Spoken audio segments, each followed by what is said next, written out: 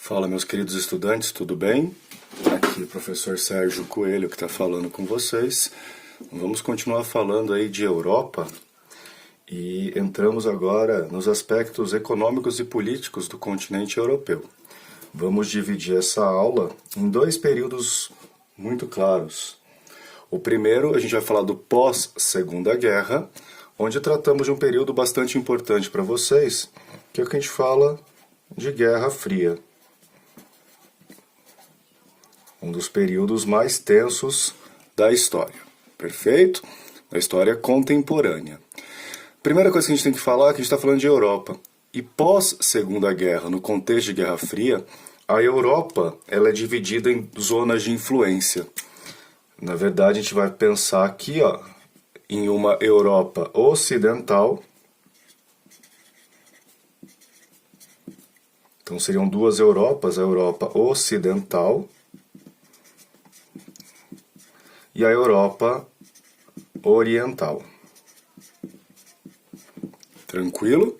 Essa Europa ocidental influenciada pelos Estados Unidos da América e pelo sistema capitalista, enquanto a Europa oriental influenciada pela União das Repúblicas Socialistas Soviéticas, que representava aí o sistema socialista. Perfeito? O nosso foco nessa aula é falar exatamente de Europa Ocidental. Quando a Europa Ocidental? No pós-Segunda Guerra Mundial. Tranquilo? Como estava a Europa como um todo no pós-Segunda Guerra? Destruída. Sim? E aí nós temos o famoso Plano Marshall,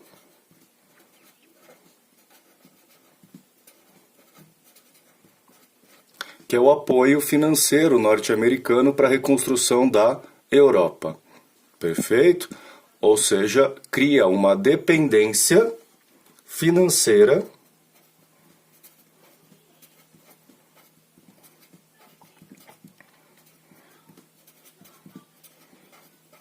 em relação aos Estados Unidos da América. Empréstimos. Entretanto, qual que era o grande temor da Europa ocidental? A Europa capitalista. Se submeter totalmente aos interesses norte-americanos, assim como a Europa Oriental estava sob tutela direta da União das Repúblicas Socialistas Soviéticas.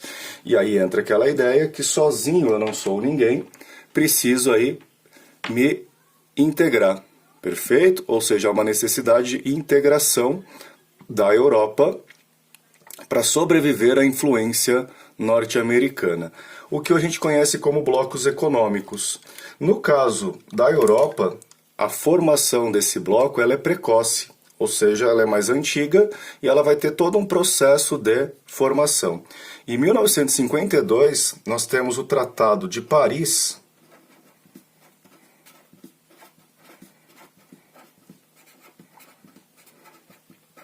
onde é criado a SECA, a Comunidade Europeia do Carvão e do Aço.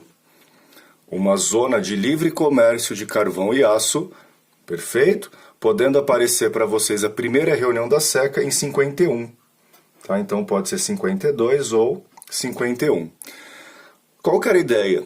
Livre comércio, ou seja, não tem tarifa de exportação e importação de carvão e aço entre os membros da SECA. Quem eram? Benelux, ou seja, Bélgica, Nederland, Holanda e Luxemburgo. Um grupo de países que se unem no final da década de 40. Itália, a França e a Alemanha Ocidental. Exclusivamente carvão e aço. Qual que era o objetivo? O fortalecimento da indústria de base. Tomem nota disso. Objetivo da SECA, fortalecimento conjunto da indústria de base. Conseguiram anotar aí? 51, 52. Comunidade Europeia do Carvão e do Aço. Perfeito?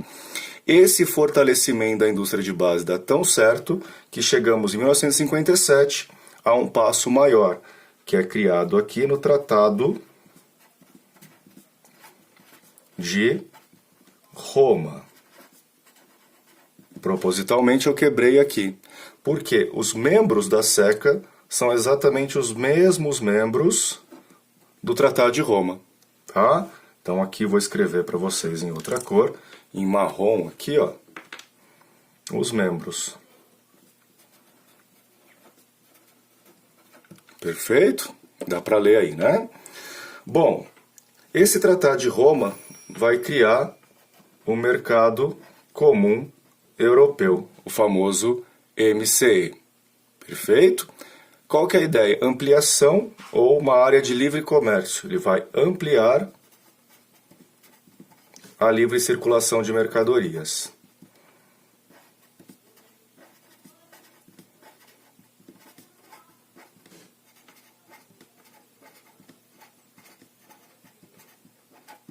Perfeito?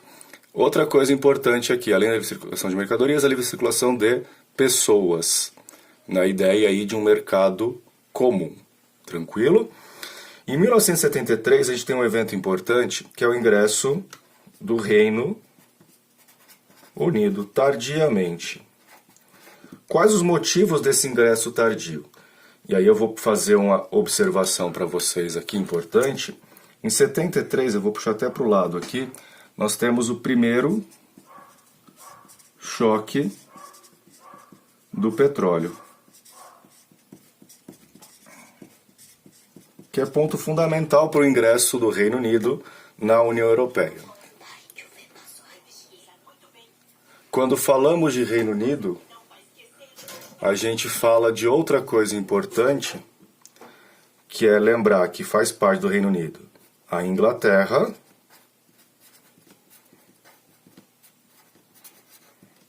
a Escócia, o país de Gales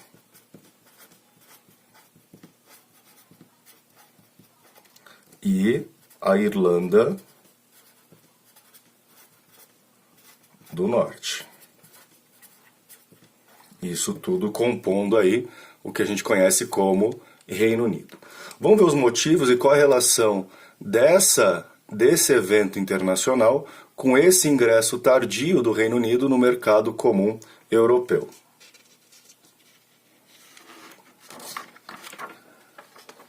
Vamos lá? Então, os motivos aqui, ó. Motivos. Nós temos primeiro, década de 60,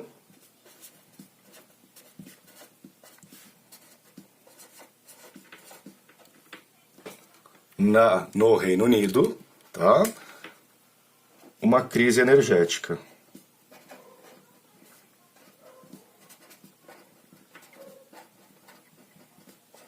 Vamos pensar aqui qual que é a principal fonte geradora de energia da Inglaterra, ou melhor, do Reino Unido. Isso está ligado ao esgotamento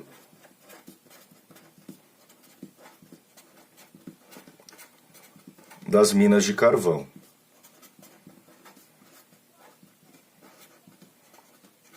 Então, e também as condições precárias dos mineradores. A Inglaterra enfrenta uma greve dos mineradores na década de 60 muito forte. Isso acaba complicando. Qual que é a postura do governo diante disso? Qual seria, então, a solução?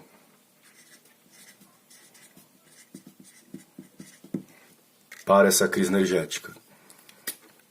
Vem a busca por novas fontes. E aí a gente está falando de década de 60 para 70, já temos aí a Inglaterra buscando o tão sonhado ouro negro ou petróleo. E esse petróleo é descoberto no Mar do Norte, no litoral da Escócia, parte integrante do Reino Unido. Perfeito? O que vai acontecer em 73, gente? Não temos o choque do petróleo? O valor do petróleo não sobe de forma absurda no mercado internacional? a Europa precisa de petróleo. E a Inglaterra, o Reino Unido, tem petróleo. Perfeito?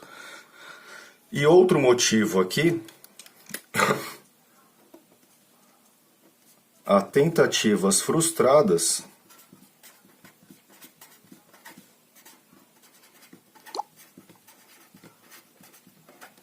da Inglaterra ou do Reino Unido de integração econômica. E eu costumo sempre falar, quando eu falo de Reino Unido, que o Reino Unido sempre foi a parte da Europa, né? Então existe a Europa continental, existe o Reino Unido. Tudo que existe na Europa existe de forma diferente no Reino Unido. E aí uma rixa histórica com a França. Então vamos colocar aqui, ó, problemas históricos com a França. Por isso que o Reino Unido se nega a participar no primeiro momento do projeto de integração, porque é uma ideia francesa. Entretanto, na década de 70, com o choque do petróleo, o petróleo sobe demais, as tentativas de integração do Reino Unido deram errado, a Inglaterra, o Reino Unido tem petróleo e a Europa precisa de petróleo. Ou seja, o Reino Unido vê vantagens em entrar para o mercado comum europeu a partir desse momento. Não só ela, tá? Então, essas condições aqui levam a um ingresso tardio do Reino Unido.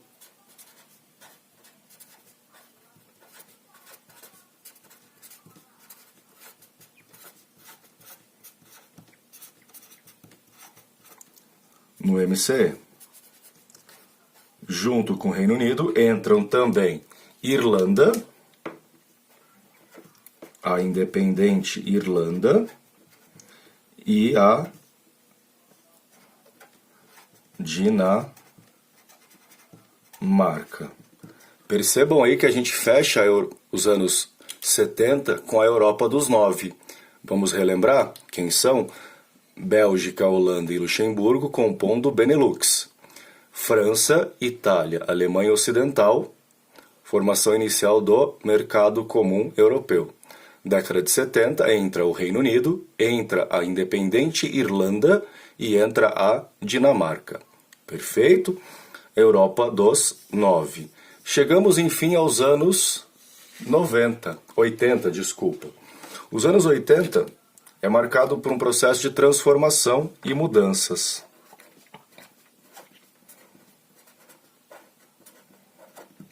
Perfeito?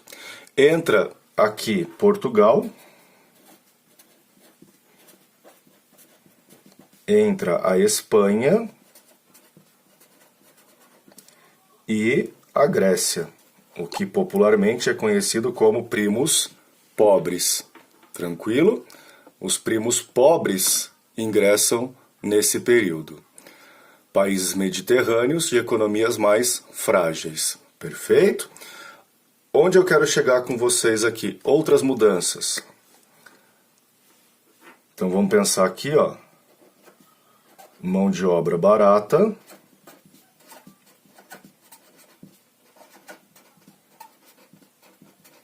Fornecimento de matéria-prima. São países agrários. Eram países agrários. E também a ideia de fixar população. Perfeito? Tranquilo? E aí a gente pode abrir portas para o pós-Guerra Fria, porque nós temos a Europa dos 12. 1989, Guerra Fria chega ao fim, é o primeiro final da Guerra Fria, porque nós temos a queda do Muro de Berlim.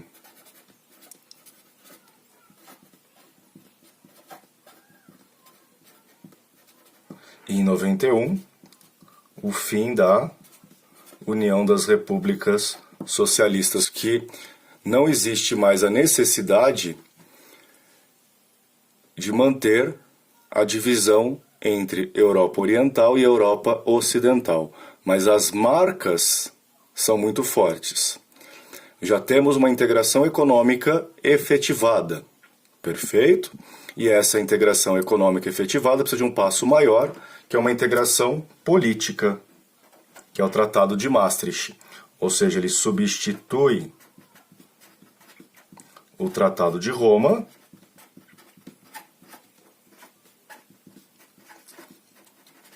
e, consequentemente, ele vai instituir políticas comuns. O Tratado de Maastricht também traz a ideia do cidadão europeu.